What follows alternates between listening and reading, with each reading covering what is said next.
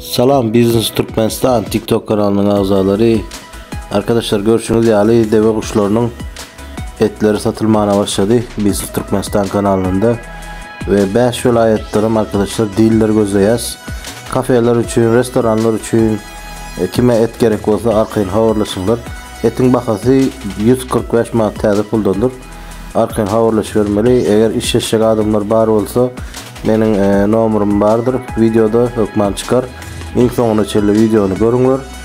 Şu tayda numaram olur. Nesip olsa arkayın benimle havarlaş bilersinizler.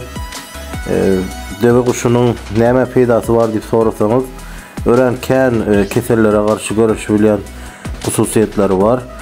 Şunun için hem deve kuşu hem de adam yasak koyuyor. Hamburgerden tutun, cheeseburgerden tutun, şaşlık olsun, zat olsun delikates hesaplanıyor ve etinin tağımı khas kovdur. Hava dostlar eti değerliğine satılan değildir. Havarınız olsun. Yumurtkası da satılmaya. Dine eti satılıyor. Kime gerek olsa velayetlere 5 vilayeti de dastak edip veriyoruz.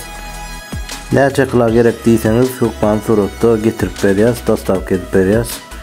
Bizler ulen 5 vilayetten diller gözleyiz. Arkayın havarlaşınlar. Eğer diller olmak istesenizler her vilayetten bir diller gerektir. Canlarınıza karışacağız.